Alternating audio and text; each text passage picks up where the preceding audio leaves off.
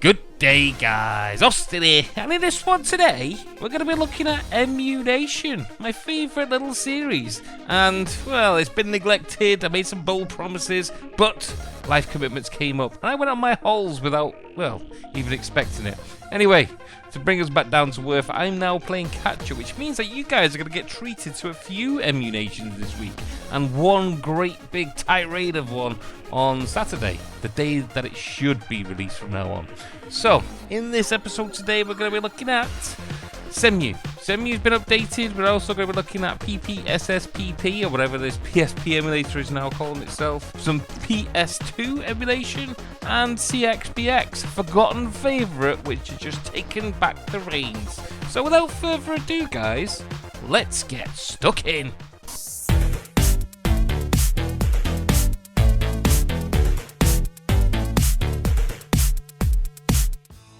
Well, like I said in the intro, in this week we're going to be doing Emu-Nation, and we're going to be following and catching up with quite a few things. However, in this episode we're going to be focusing merely on the emulation side of everything. So this is going to be the emulation news, and there will be more emulation news in each one. But I'm playing catch up at the moment, so I'm going to have to rewind myself to get back to, well, where I should be. Anyway, Cemu. Cemu's the first one out of the bunch, and Cemu, whilst I was away, was given a little news update of what is about to be unleashed in the upcoming update. Now, according to my maths and figures, which to be honest ain't too reliable, this should be released on the 8th of October for the Patreon members, and therefore 7 days after for the, well, full free public. So this is open to everyone, but 7 days early for those who are $5 paying Patreon. Your views on that? I don't know, it's up to you guys, but I'm just saying what these guys are doing. Anyway, 1.6.1, this is what is about to be released. They're focusing merely on performance on this one. So the last update of 1.6, they focused a lot on the compatibility and weren't really striving forward to get much, I don't know, any of the bugs fixed. Well, there was some minor bug fixes, there was some minor things brought into play, but that was to get more compatibility with more games. Now they've done a full switch on this update, and they're focusing on the games that they've got running already, and they're going to actually try and speed these up. Now there's a big, lengthy, boring, but interesting, depending on what side of the fence you sit, write-up about what they're actually introducing. Basically what it means is, in the 1.4.1 version, they released a bit which used your GPU to take all the stuff that was needed to play the game on your screen and kind of cached it inside your GPU memory. Now, that was an awesome stride forward. However, even the GPU, and as fast as it is at supplying stuff like that to you in an instant, it's not fast enough for the amount of information that can be passed to you.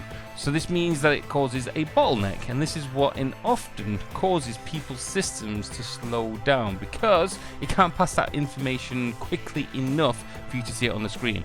Now what this new update does, it only passes you the information that it needs for the game that's changed. So if nothing's changed on the screen, then nothing will change in the information, so there's no need to send it anymore. So it's kind of streamlining the information and passage of information, what is being passed through the emulator itself, and more importantly through your machine. So depending on what kind of machine you're running, what kind of GPU you've got, and of course what kind of game you're going to be running, you could see some huge speed ups, or you could see nothing.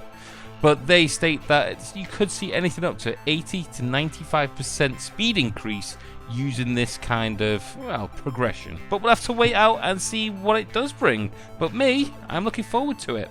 Also, they state that the amiibos are going to be compatible. Now, there is kind of licensing issues and copyright infringements that they fear they may be infringed upon if they bring it into the actual emulator itself. So, although the feature is there to actually enable amiibos in-game, what it does mean is that they cannot supply them for you. However, they talk of various different third-party applications that you can use to download from Android devices and various other different places to give you the amiibos that you like and you want to enjoy on your emulator. Awesome, absolutely awesome. It's another string to its already massive bow. So that's the Cemu gossip. Not much else there other than everything apart from compatibility. That's basically what they're chiming on about.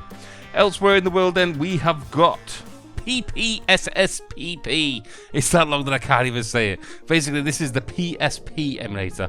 And although there is a couple of them, this one, to be honest, has been striding forwards with huge strides. And this update, it's no different. Let's put it that way. Whilst I was away, PPSPP, whatever this emulator is called, has been updated to version 1.3. Now, they update quite often, to be honest. In fact, they update near enough every day.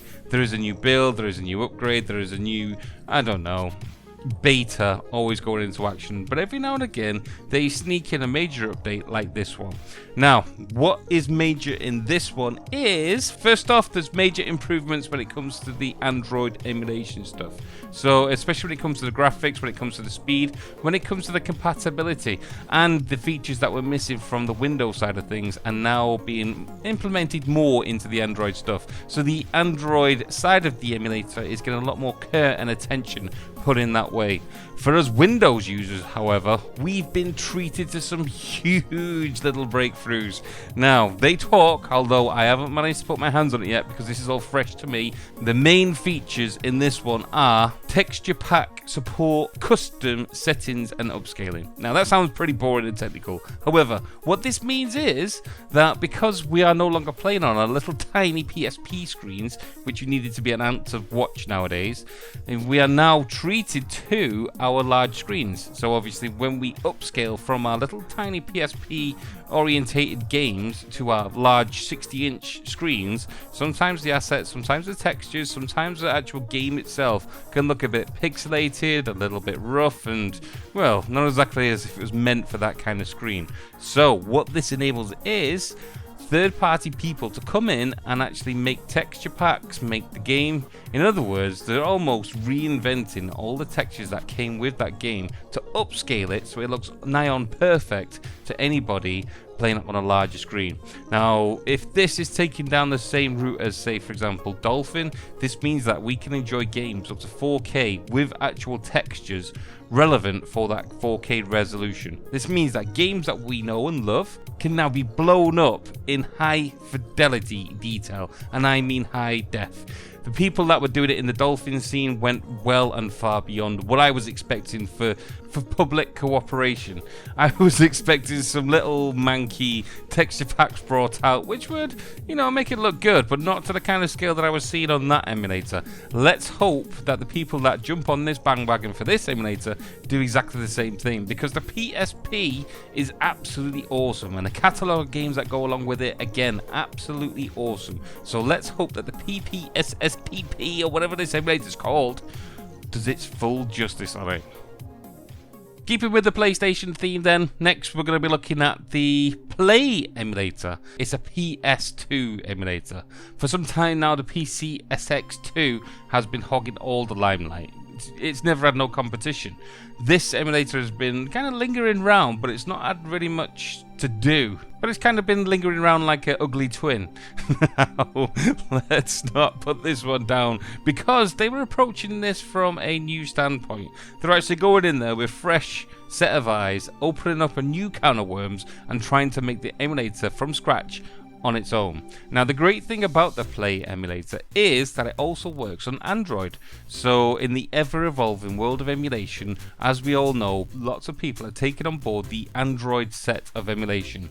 I'm pretty much a Windows firm believer that everything should start off there, and then of course, if possible, spring off to different types of regions. It's just the way I like to play my games. I know that I can always get more power on my PC than my Android devices, but with the evolution of the, I don't know, the Android Nvidia Shield and all kinds of Chinese knockoffs that are being flooded the markets nowadays, the Android capabilities are ramping up almost on a daily rate, even to the fact that the new S7 Note actually explodes. It's that powerful.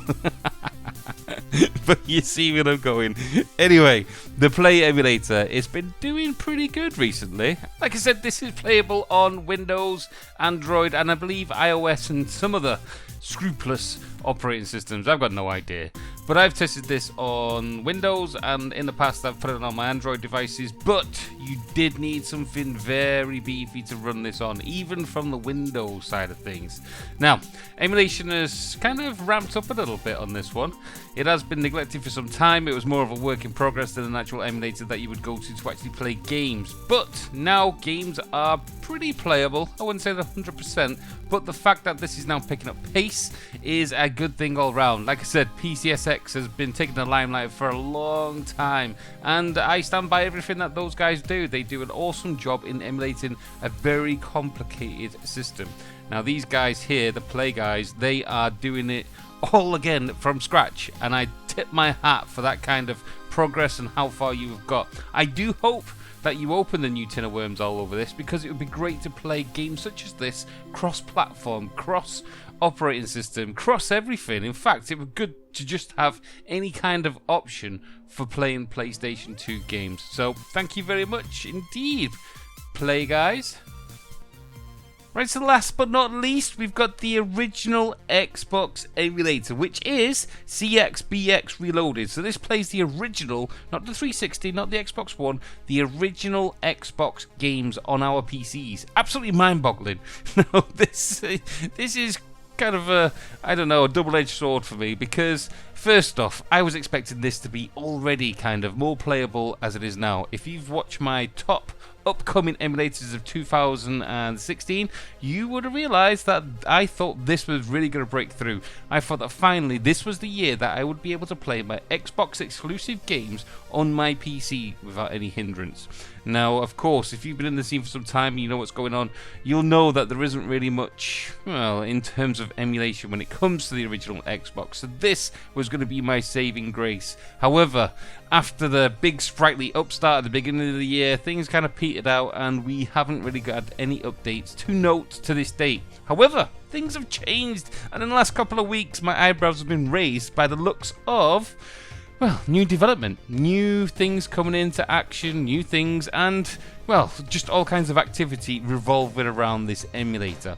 As of yet, I haven't managed to get my hands on it to actually, well, see what has been implemented. I've been told there is a few now working games. I mean, that in itself is amazing.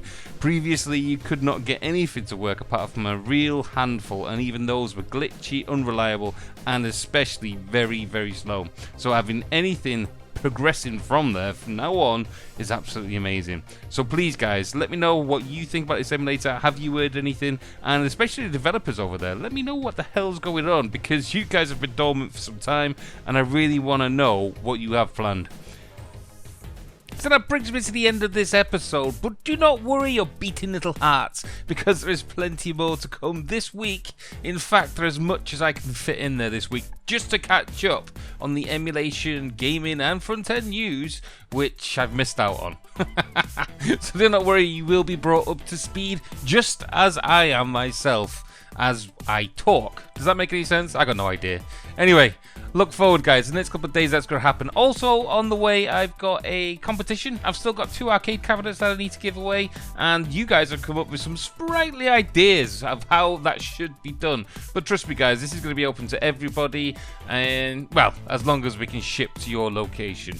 So more information will be disclosed about that in a dedicated video. Also, I've got some actual emulation tests, I've got some news coming on, I've got another cabinet build, I got no idea. There's lots of stuff to come, and I'm trying to fill it all in as fast as I can, including a emulator request that you guys come up with according to my votes. Jesus, there's so much. I can't even fit it into this speech. In fact, I'm just waffling on. So anyway, guys, thank you for joining me. Please like, please subscribe, please do all the things that people normally do in this futuristic world of non-emulators for Xbox original games. But most of all, you have a good day. Laters!